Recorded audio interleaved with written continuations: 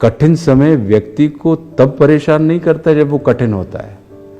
कठिन समय व्यक्ति को तब तकलीफ देता है जब संसार को पता लग जाए कि इस व्यक्ति का समय कठिन है, जो हमारे अपने मन का है।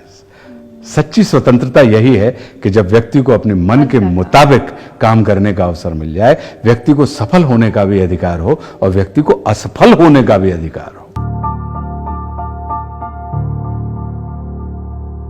मैं 2002 तक लगातार 3-3, 4-4 शिफ्टों में मैं काम करता था। एक दिन परम पूज्य दद्दा जी मेरे पास आए, मुंबई आए हुए थे और मैं लगातार काम कर रहा था और दद्दा जी जब आते थे तो मैं सारे काम बंद कर देता था। अच्छा। दद्दा ने हमसे पूछा, बोले बेटा एक बात बताओ, तुम कितनी रोटी खाते हो? तो मैं कहा दद्दा 4 रोटी। शादी हो चुकी थी मेरी। बहू कितनी रोटी खाती है बेटा? मैं कहा दद्दा 3 रोटी। बोले अपन ये मान के चलें कि अपने 2 बच्चे होंगे, तो बेटा 4 और 3 7, 2 बच्चों की 8 रोटी और जोड़ लो, 15। बेटा अपने यहाँ नौकर भी होंगे, सेवक काम करने वाले, तो अपन बेटा उनकी 5 रोटी और जोड़ दो, एक आध आदमी की। तो बोले भाई 20। फिर बेटा तुम्हारे इष्ट मित्र आ गए, तो 5-6 रोटी उनकी जोड़ दो कि कोई मित्र आ गया। और फिर बेटा हम जैसा कोई तुम्हारा कोई आ गया, तो बेटा 5-7 रोटी हमारी जोड़ दो। तो तुमको जीवन में प्रतिदिन 30 रोटी की ज़रूरत है। मैंने कहा जी दद्दा। बोले अब तुमको 30 रोटी की ज़रूरत है और तुम बेटा 80 रोटी बना लो, खर्च बेटा 30 रोटी होंगी, 50 रोटी क्या करेंगे? कहा दद्दा बचेगी। बोले उसका क्या करोगे? बोले बेटा या तो वो फेंकेगी या कोई और खाएगा। मैं कहा जी दद्दा। और मान लो तुम कहो कि नहीं किसी और को नहीं खाने देंगे, हम ही खाएंगे, तो तुम बासी खाओगे? तो तुम अगले दिन के दिन उसको क्या करोगे? तो बोले बासी रोटी खाओगे। मैंने कहा जी दद्दा। तो बोले बेटा जैसे बासा अन्न तन को खराब कर देता है, वैसे ही बासा धन मन को खराब कर देता है। तो तन के विकार के उपचार तो हैं बेटा, मन के विकार के उपचार नहीं है। तो उतना ही काम करो जितना तुमको आवश्यक है। और मैंने उस दिन के बाद से अपनी पूरी जीवनचर्या हमारी बदल गई। और पूज्य दद्दा के 108 यज्ञों का संकल्प था कि 1.25 करोड़ पार्थिव शिवलिंग निर्माण, 108 यज्ञ करने हैं।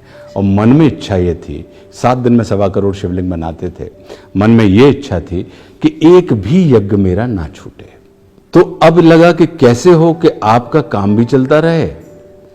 तो साउथ में टाइम बाउंड काम होता है कि अगर आपने एक फिल्म की तो 20 दिन हो गए, 25 दिन आपसे ले लिए और आपको इतना पैसा मिल गया कि आप जीविकोपार्जन के लिए साल भर के लिए कंफर्टेबल हो गए।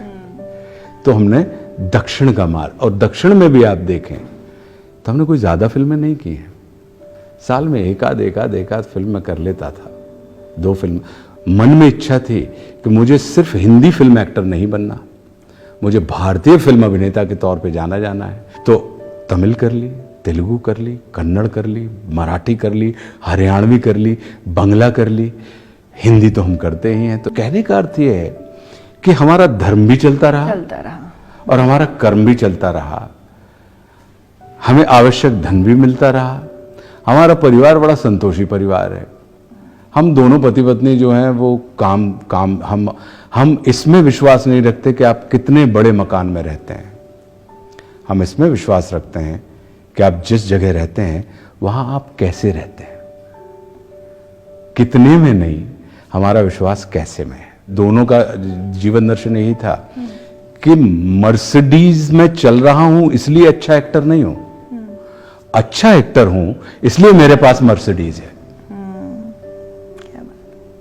बड़े मकान में रह रहा हूं इसलिए मैं बड़ा आदमी नहीं हूं। आप जिस मकान में रह रहे हैं उसमें आप कैसे रह रहे हैं, और क्या उस मकान में घुस के जो व्यक्ति है उसको बड़ेपन का एहसास हो रहा है? अगर हो रहा है तो आप बड़े व्यक्ति हैं। क्या बात है।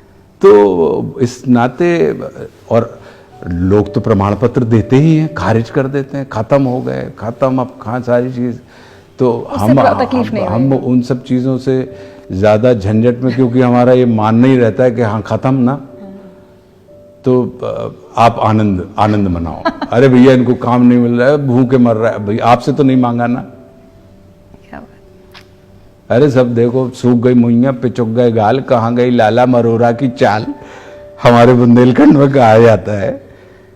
तो हमारे पूज्य दद्दा की कृपा से कपड़ों का कलफ कभी कम नहीं हुआ, हमारी चेहरे की झुर्रियां नहीं बढ़ी, चमक नहीं कम हुई, आंख की निर्मलता उनने कम नहीं करने दी, मित्रों का सानिध्य हमें कम नहीं होने दिया। हमने जब चाहा तो हमारे मित्र हमारे पास आके खड़े हो गए, उन्होंने जब चाहा हम उनके पास जाके खड़े हो गए। तो कहने का अर्थ यह कि दूसरी चीज, पूज्य दद्दा ने एक बड़ा क्रांतिकारी सूत्र मुझे दिया था, इसलिए भी फर्क नहीं पड़ा। हम पार्टियों में जाते थे, जब फिल्म फेयर मिले और सारी चीजें हुई सारी, तो दद्दा ने हमसे पूछा कि बेटा जलसों में जाते हो? मैंने कहा जी दद्दा। बोले अकेले जाते हो? मैंने कहा नहीं दद्दा, इष्ट मित्र होते हैं, यार दोस्त हैं, उनके साथ जाते हैं। तो बोले बेटा आज से तुमको अकेले जाना है कहीं पे भी। अच्छे समय में व्यक्ति के इर्द गिर्द जमावड़ा होता है, भीड़ होती है, और कठिन समय में बेटा व्यक्ति अकेला होता है। तो अभी अच्छा समय है तो तुम्हारे इर्द गिर्द भीड़ है, और जब कठिन समय आएगा बेटा तो तुम अकेले यात्रा नहीं कर पाओगे। और कठिन समय व्यक्ति को तब परेशान नहीं करता जब वो कठिन होता है, कठिन समय व्यक्ति को तब तकलीफ देता है जब संसार को पता लग जाए कि इस व्यक्ति का समय कठिन है। तो बोले बेटा अच्छे समय में जब अपन अकेले जाएंगे, और कठिन में तो अकेले जाना ही है, तो लोगों को पता नहीं लगेगा बेटा, तुम्हारे अलावा किसी को पता नहीं होगा कि समय कठिन है या नहीं है। क्योंकि लोग कहेंगे कि भैया तो अकेले में भी, अच्छे समय में भी अकेला आता था ये आदमी, और अभी भी अकेला है, तो इसका समय अच्छा चल रहा है या बुरा चल रहा है, इसकी जानकारी संसार को नहीं होगी। और संसार को नहीं होगी तो तुम जिंदगी में कभी भी अपने आप को पराजित महसूस नहीं करोगे। बहुत सुंदर। तो वो जो सूत्र था, तो इस वजह से भी हमारे जीवन में कभी वो अड़चन, अभी भी बीच बीच में जब मुझे लगता है कि मैं निर्भर हो रहा हूं, तो अचानक मैं अपनी उन निर्भरताओं को छोड़ देता हूं और अकेला रिजुवनेट करते हैं अपने आप को। हम वो काम कर रहे हैं जो हमारे अपने मन का है। सच्ची स्वतंत्रता यही है कि जब व्यक्ति को अपने मन के मुताबिक काम करने का अवसर मिल जाए, व्यक्ति को सफल होने का भी अधिकार हो और व्यक्ति को असफल होने का भी अधिकार हो।